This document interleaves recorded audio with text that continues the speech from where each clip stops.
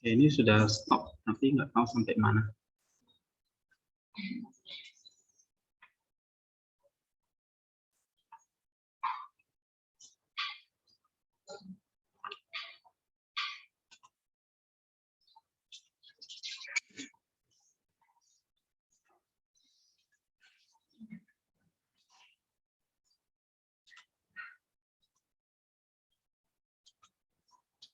Oke, inkarnasi tidak terlepas dari tujuan penciptaan manusia oleh Allah, yaitu manusia bisa mencapai kasih Allah atau menikmati kasih Allah selamanya dalam wujud sebagai rupa Allah. Ya.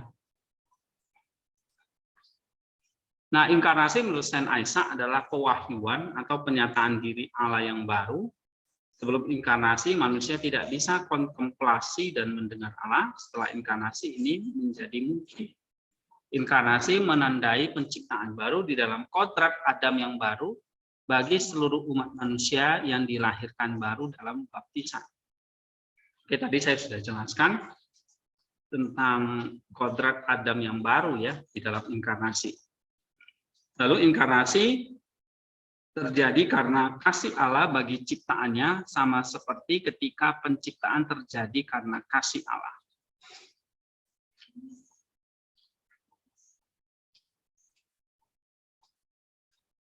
Oke. Inkarnasi terjadi karena kasih Allah bagi ciptaannya, sama seperti ketika penciptaan terjadi karena kasih Allah. Lalu alasan inkarnasi adalah semata-mata kasih bukan untuk penebusan dosa supaya manusia bisa kembali kepada Bapaknya. Jadi memang keselamatan kita itu banyak menurut Bapak Gereja seperti perumpamaan anak yang hilang lalu kembali ke pangkuan Bapaknya karena kasih Allah yang begitu besar kepada manusia. Yang diresponi dengan pertobatan kita yang dimulai dengan pertobatan kita yang dimulai dengan percaya pada anaknya Yesus Kristus. Ini ada beberapa yang harus diedit ya. Nah, membedakan jelas kodrat manusia Yesus dan kodrat ilahi Kristus. Kodrat manusia itu seperti pakaian bagi kodrat ilahinya. Kemudian Saint Isaac belajar dari Theodore of Mousista dan Diodor ya. Ini gurunya ya. Guru dari Saint Isaac ini ya. Melanjutkan ajarannya itu membedakan dengan jelas kodrat ilahi dan manusia dalam satu pribadi Kristus. Oke, nah jadi ini kalau ada dua kodrat, satu Kristus itu artinya gini. Dalam dua kodrat satu Kristusnya itu berlaku unconfused, tidak terkacaukan, artinya kedua kodrat jelas masing-masing dari satu sama lain. Lalu undivided, tak terbagi, kedua kodrat tidak bisa dibagi dari satu sama lain. Unchanged, tak berubah, kedua kodrat tidak berubah dari keadaan masing-masing. Unspirited, tak terpisahkan, kedua kodrat tidak bisa dipisahkan dari satu sama lain. Ya. Jadi dua kodrat itu tidak bercampur, tidak kacau, tidak berubah, tapi tidak terpisah. Ya, tidak kacau, tidak bagi, tidak terbagi, tidak berubah, tidak terpisah. Nah, itu tentang dua kodrat dalam satu Kristus atau satu pribadi. Jadi Kristus punya dua kodrat dalam satu pribadi. Ya. Yaitu kodrat Allah dan kodrat manusia dalam satu pribadi. Nah, dua kodrat itu tadi, kedua kodratnya tidak berubah, tidak bisa dibagi, lalu tidak kacau dan tidak terpisah. Ya. Nah, kalau ini salah satu dilanggar, maka ini akan jadi bidat ya. Misalnya, kodratnya terpisah. Nah, ini nanti jadi bidat. Atau kodratnya berubah atau lebih rendah. Nah, ini nanti jadi bidat. Ya, kodratnya terpisah. Ini nanti kayak jadi Nestorius, ya. Atau kodratnya lebih rendah. Kodrat manusia lebih rendah ini nanti bisa jadi Arius dan sebagainya. Jika kedua kodrat Kristus itu dibedakan secara jelas, bagaimana dengan keselamatan yang katanya adalah teosis? Pengilahian kodrat manusia, yaitu manusia menyatu dengan Allah seperti besi yang sedang membara.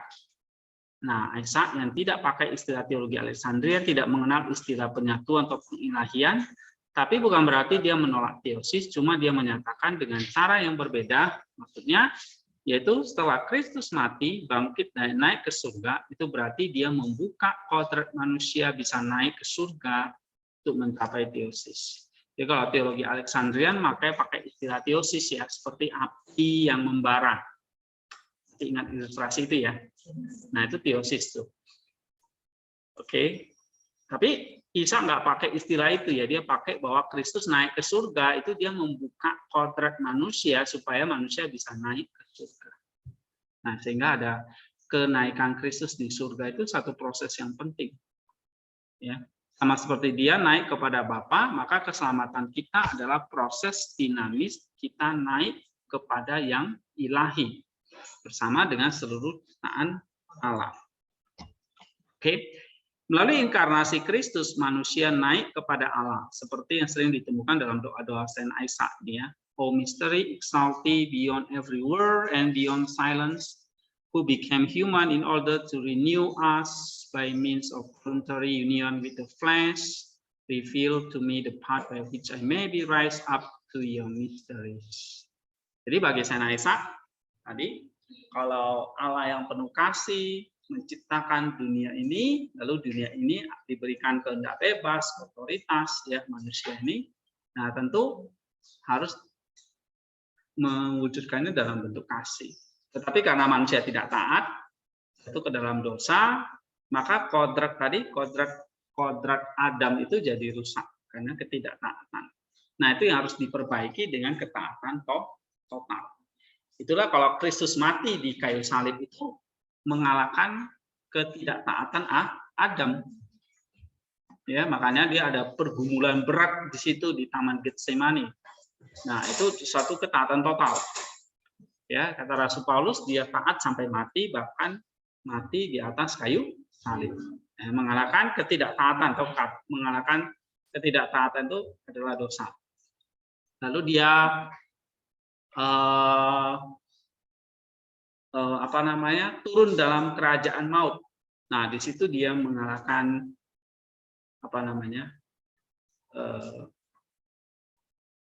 penguasa alam maut itu. Ya, lalu dia bangkit. Nah, di situ dia mengalahkan kematian. Nah, setelah dia bangkit, lalu dia naik ke surga, disitulah dia membuka, atau Yohanes bilang, disitulah dia bilang dia menyediakan tempat. Ya kan? Dalam Yohanes 14. Nah, dia menyediakan tempat, itulah teosis sebetulnya.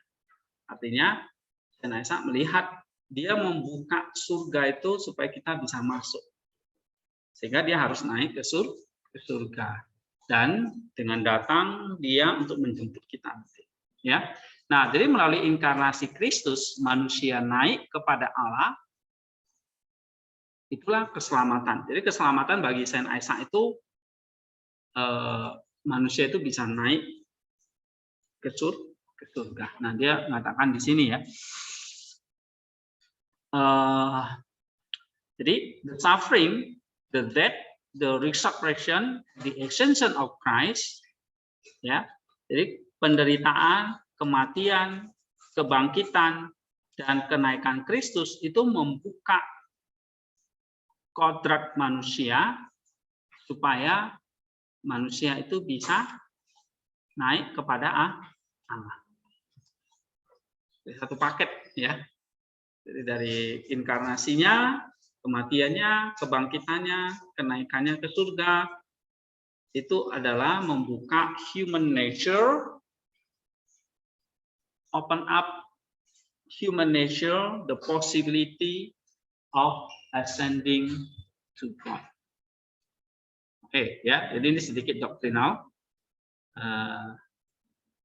Nah, makanya perjalanan hidup kita adalah ascension.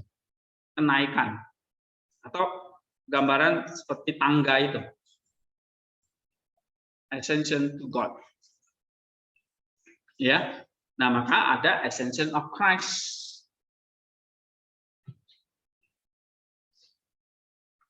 Oke, di sini paham?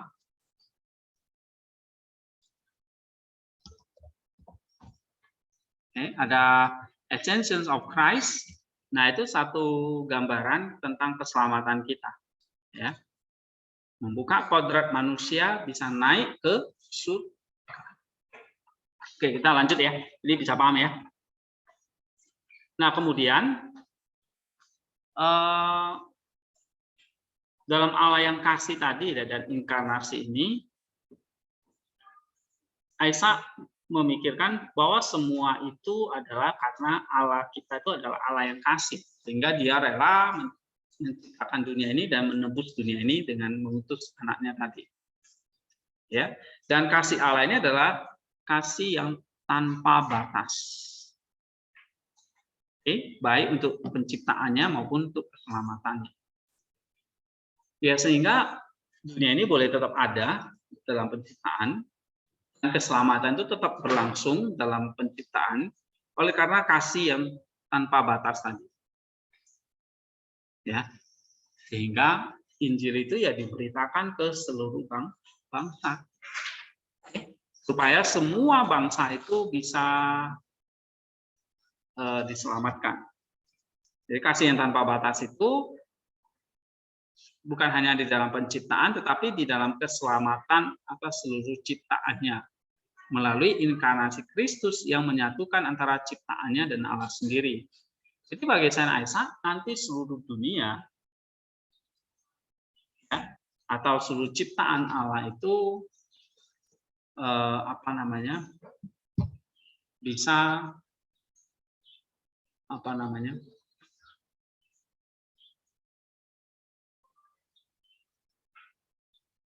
menyerap ya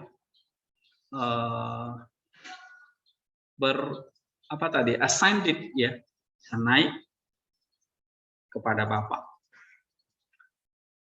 Apakah juga termasuk iblis, manusia-manusia yang jahat yang menolak Kristus? Nah, itu akan mengalami nggak ascending to God itu?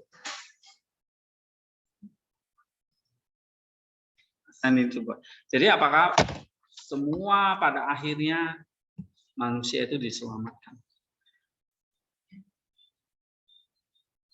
Nah, ini memang jadi pergumulan ya. Kalau Allah yang begitu kasih tanpa batas itu, apakah pada akhirnya semua makhluk itu diselamatkan? Kalau semua diselamatkan, untuk apa Kristus mati dan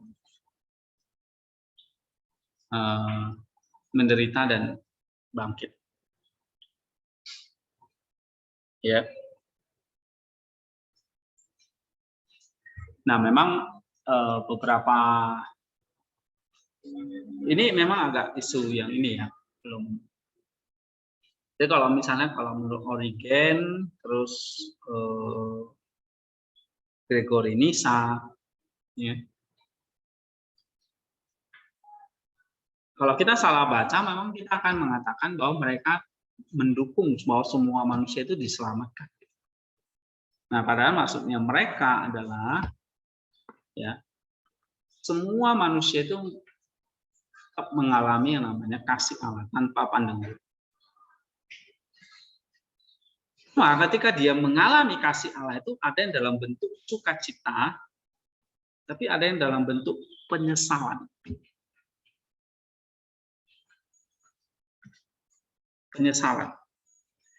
Penyesalannya adalah penyesalan yang sudah terlambat. Karena Tuhan Yesus bilang, takutlah kepada yang bisa membinasakan jiwa daripada Tuhan. Gitu. Artinya apa?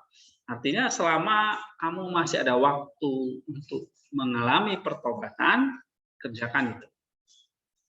Kita harus takut kepada sesuatu yang membinasakan kita selamanya. Oke. Nah, selama hari masih siang bekerjalah. Jika malam kita sudah harus beristirahat. Nah, itu artinya apa? Tuhan masih memberikan kita kesempatan-kesempatan terus. Itu kasih Allah itu. Memberikan kita kesempatan-kesempatan terus untuk mengalami pertobatan. Makanya nanti Saint Isaac itu banyak sekali dia menjelaskan tentang pertobatan. Pertobatan itu 24 jam, nggak boleh berhenti. Ya, air mata itu seperti baptisan kita yang kedua. Baptisan pertama di air jasmani, baptisan kedua air mata rohani. Nah, terus mengajarkan tentang pertobatan. Karena Allah itu tadi belas kasih, penuh belas kasih, dia akan selalu terima apapun kesalahan kita. Nah, di situ kita disucikan lewat dosa. Kita disucikan, dimurnikan bukan karena kebaikan kita, tapi kita disucikan karena memang pertobatan kita.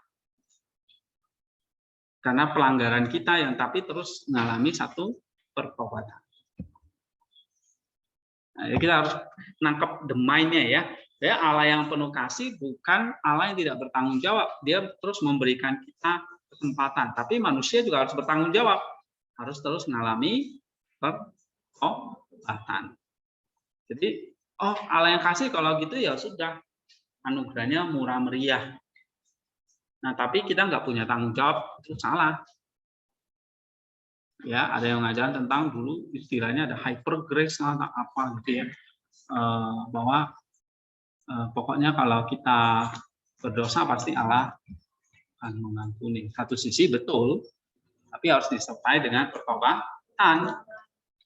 Satu sisi betul, kita bukan orang yang sempurna, tapi kita harus menjadi sempurna lewat pertobatan atau lewat kesalahan kita disempurnakan. Ya, kalau Kristus tidak perlu penyempurnaan karena dia memang sudah sempurna dan tidak ada dosa di dalam dirinya. Dia hanya perlu menunjukkan ketaatan totalnya supaya dia bisa mati dan dia mengalahkan iblis dan maut. Nah, kalau manusia memang harus menunjukkan pertobatannya. Kristus tidak perlu menunjukkan pertobatan. Nah, kita manusia harus menunjukkan pertobatannya untuk meresponi kasih yang kekal tadi, kasih yang tanpa batas itu. Ya. Nah, kalau tidak, maka nanti kita akan mengalami kasih Allah dalam bentuk penyesalan-penyesalan yang tidak pernah berhenti. Nah, itu seperti neraka bagi kita. Ya. Jadi neraka itu adalah satu kondisi keberadaan manusia atau orang-orang yang tidak bertobat. Satu kondisi di mana orang itu tidak hidup di dalam penyesalan seumur hidup. Nah, ingat dalam cerita dalam Injil Lukas ya, ada orang kaya yang mati, tapi ada orang miskin yang ada di dalam pangkuan Abraham. Lalu orang kaya itu kan akhirnya apa? Menyesal kan? Gitu. Nah, itu ratapan yang iya. Jadi kalau kita kembali ke pemikiran Saint Isaac ini, kasih Allah yang tak terbatas ya, baik dalam penciptaan maupun keselamatan. Kristus menyerap kodrat manusia dan mati di kayu salib untuk memperbarui kodrat itu sehingga terbuka masuk ke dalam Allah. Bila naik kepada terang dan kasih seperti Kristus naik kepada Allah. Seperti inilah proses pengilahian kodrat manusia itu. Jadi keselamatan itu adalah naik kepada Allah. Nah, orang-orang yang tidak diselamatkan atau orang-orang yang tadi yang tidak bertobat itu akan tinggal di dalam dunia bawah tanah. Jadi kalau konsep Bapak Gereja, dunia itu seperti gambaran bumi ini adalah datar, bulat, tapi satu sisi datar, ya, bulat. Makanya ada firman-Nya, ada langit, ada cakrawala ya. Itu berarti di atas itu kayak ruang hampa udara yang tanpa batas. Oke. Tapi bumi yang datar ini di bawahnya itu ada namanya Sheol, dunia bawah tanah atau dunia orang mati. Nah, gambaran Sheol itu jadi kalau orang yang diselamatkan naik kepada infinity, hidup dalam kekekalan, maka di atas langit itu tanpa batas ya. Tapi yang dunia bawah tanah, bawah bumi ini yang disebut sebagai Sheol. Nanti kita belajar kosmologinya Bapak Gereja ya. Ingatkan saya apa? Kosmologi. Kosmologinya mungkin bisa baca buku ini ya. Seraphim Rose itu ada kosmologi kehidupan setelah kematian ya. Bagaimana kosmologi kita orang-orang yang sudah mati setelah dari dunia ini akan kemana? Nah, kalau Bapak Gereja mengajarkan 2 tempat, yaitu ke Tartarus atau Sheol dunia orang mati, itu di bawah bumi ini, ya. Lalu kalau yang percaya itu akan masuk ke dalam Firdaus. Itulah pangkuan Abraham. Disitulah kita menunggu kebangkitan tubuh. Nah, yang tidak percaya nggak masuk ke Firdaus, tapi sudah ke Sheol. Yang tidak percaya. Nah, sebelum kebangkitan Kristus nggak ada Firdaus karena tadi belum dibuka, ya. Nah, setelah kebangkitan Kristus, setelah Kristus naik ke surga, di situ ada Firdaus. Tapi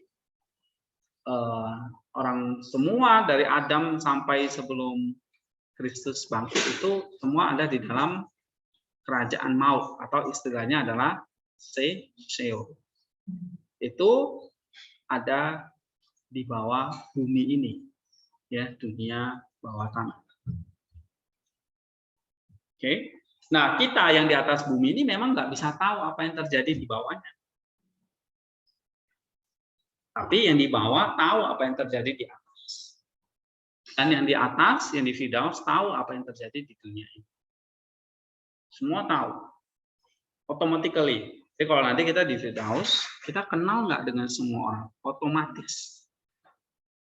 Kita kenal semua orang. Ya. Kita kenal semua orang. Nah, gitu. Ya, itu kosmologinya. Nah, kita nggak bahas ke situ. Oke, ada pertanyaan? Pak, berarti Sheol itu Pak didefinisikan secara literal. Maksudnya di dalam bumi ini kan kayak ilmu geografi terdiri dari seluruh bumi sampai kepada di bumi. Dan di dalam bumi itu yang mereka tahu, peneliti itu tahu itu hanya ada lahar gitu Pak, atau sumber air di dalam. Maksudnya ini didefinisikan secara literal atau masuk ke dalam? Kalau Bapak Gereja secara literal, kosmologi di benar-benar di perut bumi ini. Dan itu kan wujudnya roh, jadi memang nggak bisa dilihat. Iya, makanya itu Pak, karena orang mati nanti masuk ke dalam dunia bawah dunia orang mati. Iya. Sedangkan Bapak Gereja mendefinisikan ini secara literal. Apakah itu tidak kontradiksi? Oh, enggak. Ya pandangan kosmologi orang Yahudi itu kan memang ada dunia firmamen, Firdaus, disebut sebagai Firdaus Taman Eden, ya, dan dunia bawah, dunia orang mati di dunia bawah tanah itu. Tanah ya maksudnya bumi ini. Jadi memang terpisah. Ya, nah ketika Kristus turun dalam kerajaan maut itu ya dia turun ke dalam bawah bumi ini. Ya, rohnya, tubuhnya di kuburan kan. Rohnya ada di situ. Ya. Nah, nanti kalian juga bisa baca-baca ya kosmologinya Bapak-bapak gereja. Oke, atau baca nanti di Alfayab itu turun dalam kerajaan maut. Nah, kerajaan maut itu seperti gambaran apa sih? Ada di mana sih? Gitu. Biasanya ada gambarnya, cuma coba saya share ya di gambarnya seperti ini. kosmologinya.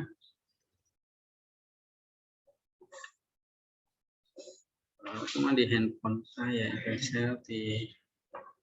saya di grup WA ya, di Fathers. Nah, seperti ini saya download dulu. Loh, mati.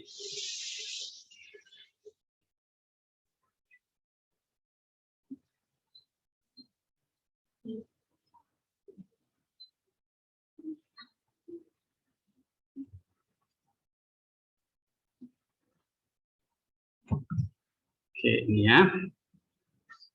Ini antara Taman Eden dengan Seoul ya.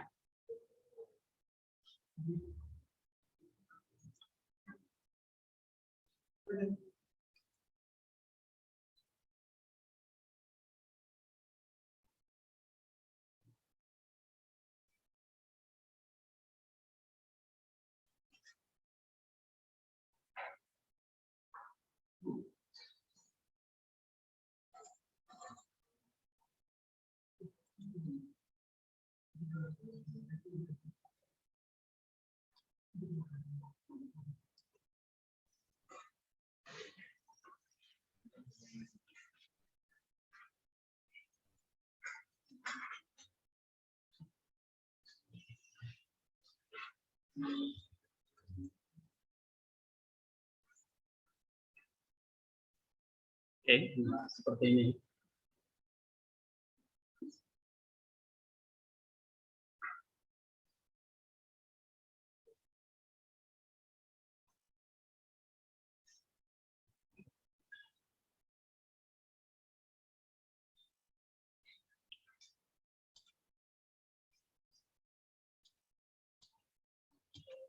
Oke, nah ini gambaran dari Seoul-nya. Jadi bumi itu bulat, tapi sekaligus datar gini ya. Nah ini Seoul, ini gambaran dunia orang mati di sini.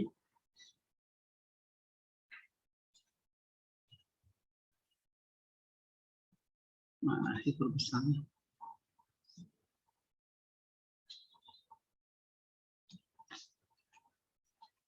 Nih ya, kelihatan?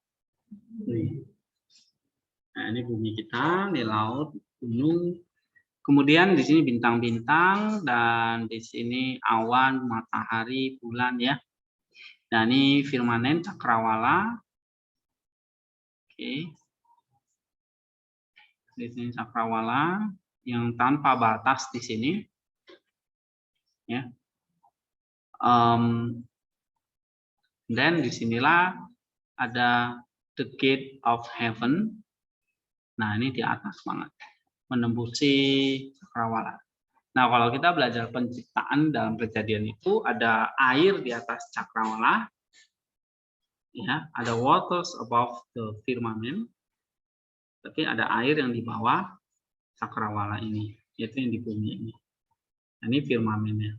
Ini langit-langit. Ini ya galaksinya lah segala macam ya. Nah, ini gate of heaven-nya. Nah, the Seoul ini kontras banget. Kalau gate of heaven di atas, Seoul ini di bawah. Oke.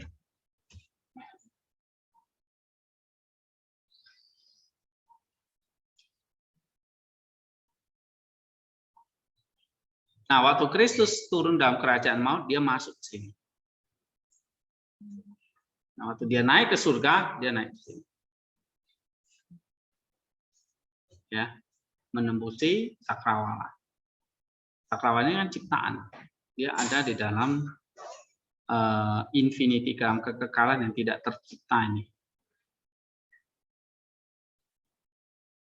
Ya. Nah, orang Firdaus itu ada di mana? Ada di sini. Oke.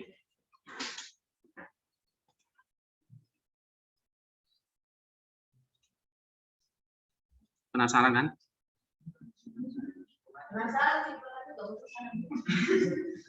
Jadi, ya. Nah, tolong kembali baca lagi tentang Halveb, langit dan bumi yang baru, kemudian itu ada membahas tentang sedikit kosmologi. Memang ada buku tentang ini ya, kosmologi atau nanti deh kapan kita akan bahas ya, kehidupan setelah kematian ya.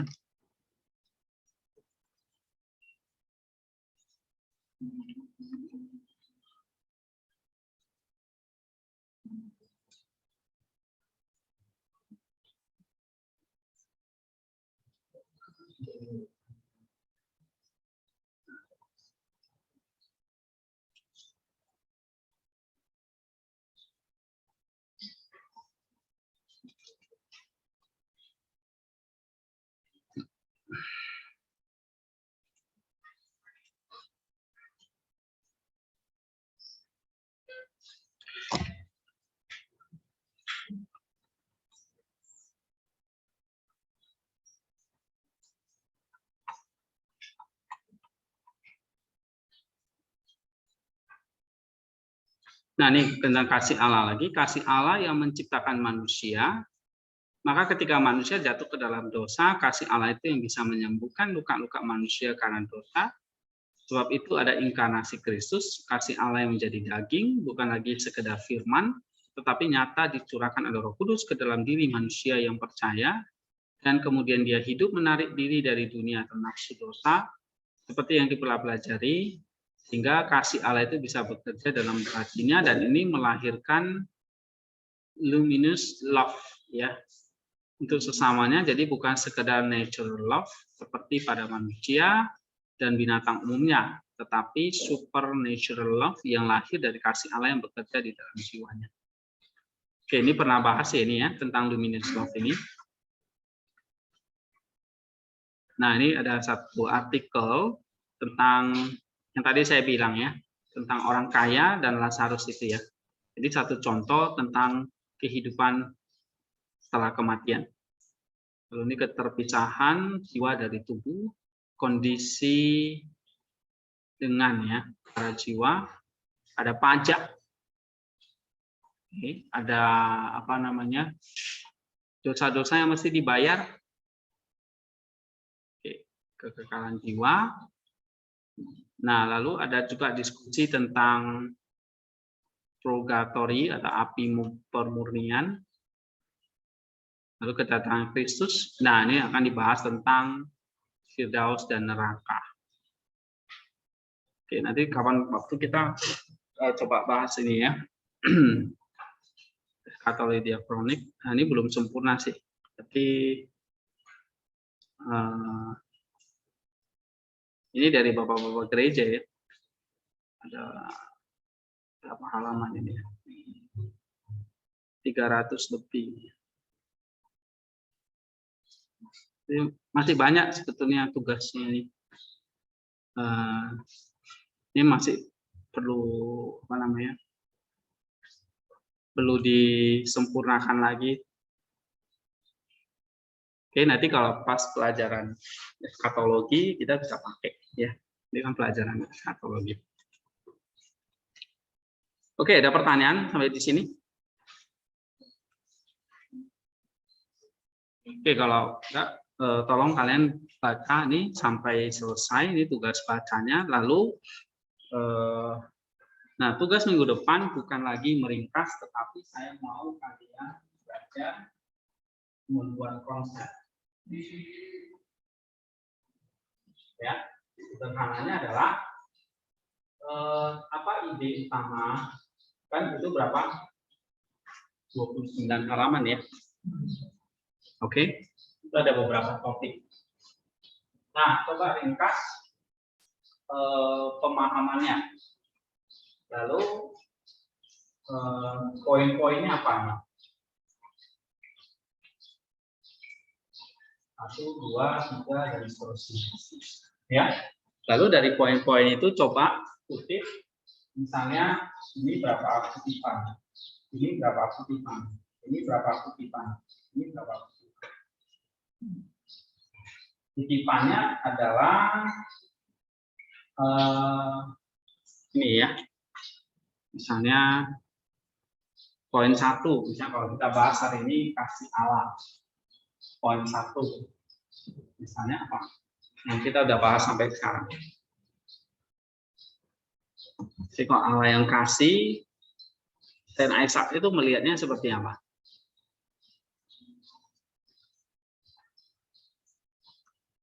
Hah? Kalau Allah itu kasih, dia lihatnya seperti apa? Yang kita udah bahas sampai halaman 8 ini. Nah, kamu tuliskan misalnya di dalam penciptaan. Seperti apa? Oh, penciptaan itu adalah buah dari kasih Allah. Ya kan? Jadi Allah yang kasih satu dalam penciptaan, buah dari kasih Allah. Nah, kutipannya mana? Masukkan di situ. Oke. Nah, baru poin kedua. Misalnya inkarnasi. Nah, kalau dia bahas inkarnasi, itu maksudnya apa? Jadi Allah yang kasih itu memperbarui kodrat manusia yang telah jatuh. Nah, kamu kasih kutipannya. Lalu yang ketiga, teosis misalnya. Ya kan? Teosis itu apa? Oh, bahwa Kristus itu membuka surga buat kita. Nah, kasih kutipannya. Paham nggak maksud saya? Oke, itu ya. Jadi kayak belajar semi paper gitu. Ya. Tugasnya adalah sebetulnya kan yang dari kemarin saya minta itu adalah tugas baca. Cuma tugas bacanya adalah memang saya suruh kalian tuh meringkas ya, poin-poin pentingnya. Nah, kali ini kalau bisa sih lebih advance. Coba rumuskan apa sih kira-kira ide utama. Lalu poin-poinnya bisa ada 3 poin nih. Nah, 3 poin itu kasih penjelasannya. Ini kutipannya, kasih komentar. Nah, ini kutipannya, komentar. Ya, jadi harus bisa apa namanya? Ini kan ada beberapa poin ya. Ya, ini kan, nah nanti kita akan bahas minggu depan lagi.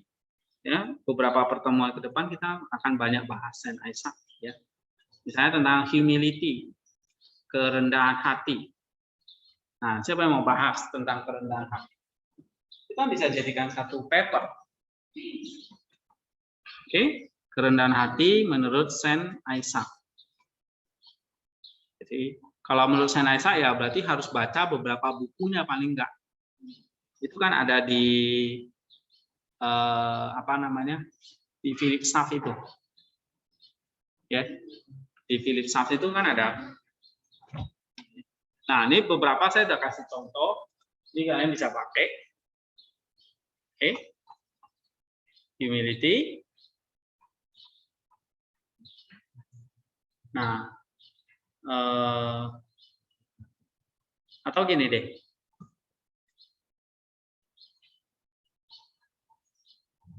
Ya, sebetulnya saya tuh mau bahas buku ini tuh nggak terlalu lama ya. Satu pertemuan selesai, tapi nggak keburu. Malah masih banyak ini. Baru kita mau masuk buku ini. Ya, tapi ini kayaknya harus sampai minggu depan. Makanya ini tolong kalian baca, ya, lalu ambil satu konsep, lalu bikin poinnya. Kan poinnya kan nggak saya jelaskan di sini, nggak ada di sini. Misalnya kasih Allah, kalian bisa bagi berapa poin ini? Kalian buat sendiri. Saya nggak kasih sub poinnya gitu loh. Nah, kalian harus paham sendiri. Kan jelas misalnya tadi ini apa? Dalam penciptaan, ya kan? Habis itu di dalam inkarnasi, ya. Lalu di dalam keselamatan. Nah, gitu.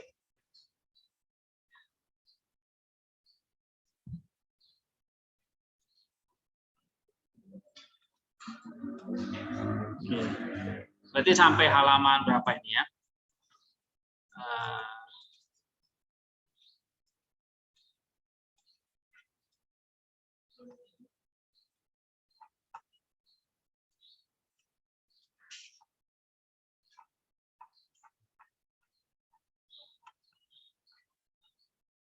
Luminous Love itu sampai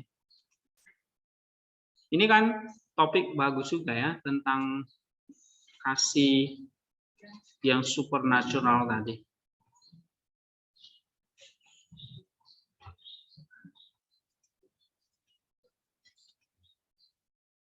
Oh, di halaman kok nggak ada topiknya?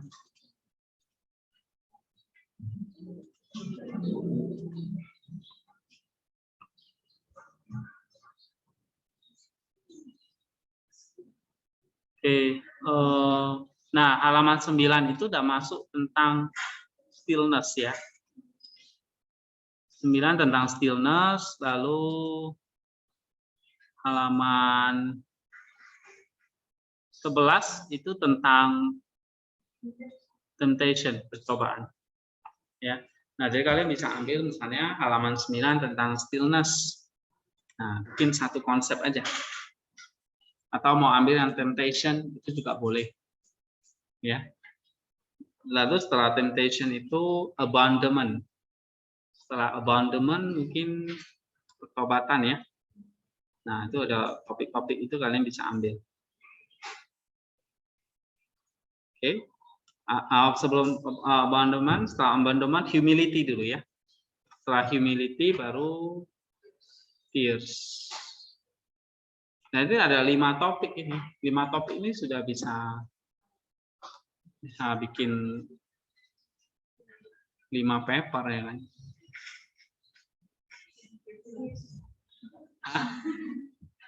Ya kan? Oke, ada yang di sini bahas tentang Saint Isaac. 1 tentang apa? Pertobatan ada di sini. Terus siapa lagi? Living. Tentang apa? Hah? Sama. Oke, terus siapa lagi?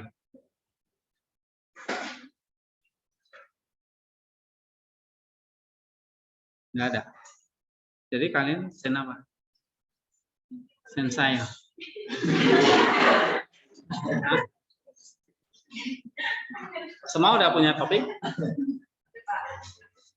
Udah ya? Udah bikin itunya? Poin-poin dan udah dikerjakan maksudnya?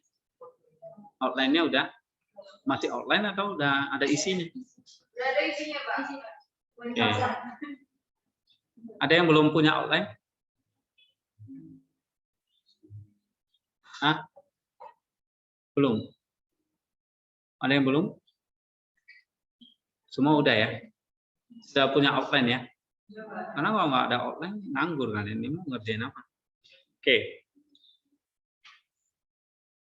Nah, ini saya akan ceritakan nanti ke depan ya, besok minggu depannya lagi. Ada pertanyaan tentang tugas minggu depannya? Jadi coba belajar seperti ini, gitu. Gampang kan? Gitu.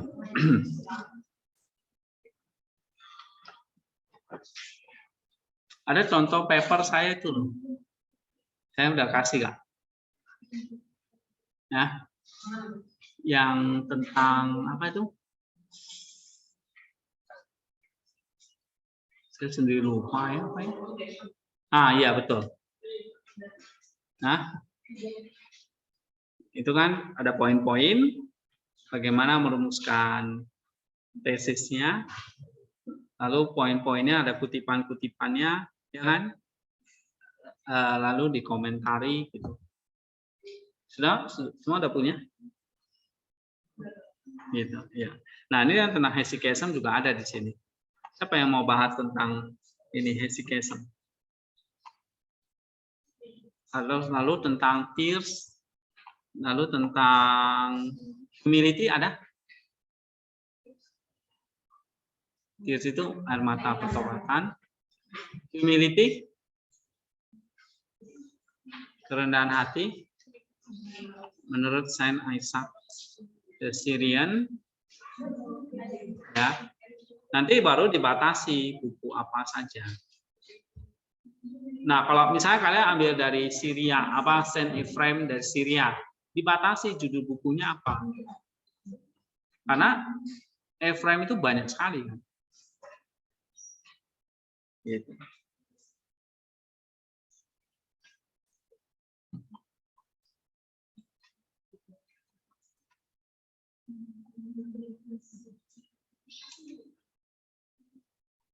Yang ini Sarah sama Indarto gimana? Ada pertanyaan?